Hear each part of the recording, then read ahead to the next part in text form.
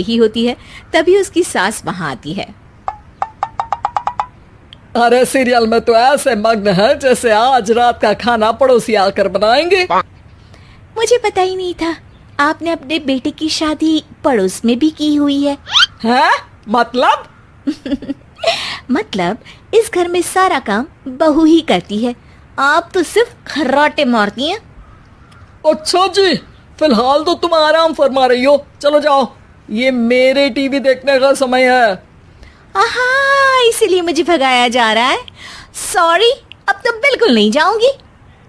प्राची की इस बात पर दोनों सास बहू के बीच टीवी रिमोट के पीछे बच्चों जैसे छीना झपटी शुरू हो जाती है, जिसके हाल तो तुम आराम फरमा रही हो, चलो जाओ, ये मेरे टीवी देखने का समय है। आहा, इसीलिए मुझे भगाया जा रहा है। सॉरी, अब तो बिल्कुल नहीं जाऊंगी।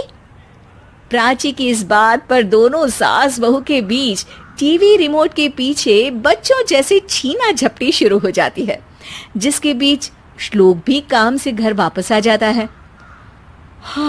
आज मेरी चूहे बिल्ली की जोड़ी किस बात पर झगड़ रही है? अरे तेरे बीवी मुझे टीवी ही नहीं देखने दे रही। अरे तुम्हारी मम्मी मुझे खाना बनाने के लिए फोर्स कर रही है। अरे वाह, ऐसे बेतुके रीजन पर तो बच्चे भी झगड़ा नहीं करते। अरे मुझे कुछ मत बोल, सब इसने ही शुरू किया है। हाँ हाँ, जैसे आप तो बहुत दूध की धूली है ना।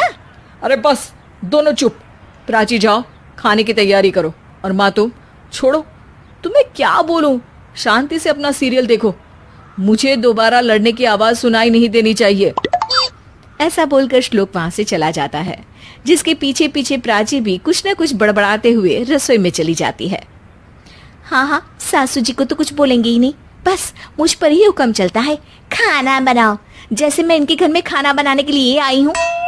इसी तरह शाम बीतती है और रात को श्लोक और प्राची की सास खाना खाकर सोने चले जाते हैं, लेकिन प्राची गुस्से में कुछ खाए बिना काम में ही लगी रहती है। इस घर में किसी को घंटा फिक्र नहीं पड़ता, मैं खाऊं या भूखी रहूं।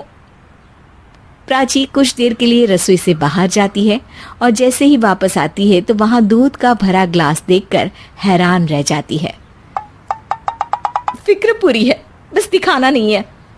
प्राची दूध पीकर सोने चली जाती है और अगली सुबह एक बार फिर सास बहू का कार्टून नेटवर्क स्टार्ट हो जाता है। ये तुमने ही किया है। अरे अजीब जबरदस्ती है, मैं बोल रही हूँ मैंने कुछ नहीं किया। दोनों ने मिलकर पूरे घर को पागल खाना बनाया हुआ है। यहाँ कोई नॉर्मल इंसान तो रह ही नहीं सकता, इसीलिए अब पड़ोसी क्या रिश्तेदार भी घर आने से कतराते हैं। और सुन बेटे, तू भी चंगा, तेरी माँ भी चंगी, तेरी बीवी भी चंगी, रिश्तेदार। हाँ जी, आपको नहीं पता क्या, गंगाधर ही शक्तिमान है, रिश्तेदार ही। हाँ हाँ, बस समझ गया। कभी जानवरों जैसे लड़ेंगी तो कभी जुगलबंदी करेंगी। भाई मैं आप दोनों के बीच में नहीं फंसना चाहता। सास बहू की इस मनमौजी जोड़ी से परेशान होकर श्लोक अपना सिर खुजलाता वहां से चला जाता है। चलो अब मैं भी कीर्तन में जा रही हूँ। इस पर जैसे ही सास कमरे में अपना पर्स लेने जाती है तो वहां नाश्ते की प्लेट रखी देख मुस्कुराने लगती है और नाश्ता करके घर से बाहर निकलते हुए कुछ पैसे टेबल पर रख जाती है, जिसके कुछ देर बाद सिलेंडर वाला घर आता है। ओ मुरी मैया, मैं सिलेंडर के बारे में तो बिल्कुल भूल ही गई थी। घर खर्च के सारे पैसे भी मम्मी के पास है और श्लोक से बोला तो उल्टा 4 बात सुनाएंगे। प्राची ये सोच ही रही होती है कि अचानक उसका चेहरा चमक उठता है और वो घर में आकर इधर उधर देखने लगती है। तभी उसकी नजर टेबल पर रखे पैसों पर पड़ती है, जिन्हें वो सिलेंडर वाले को दे देती है। ये सब श्लोक देख लेता है।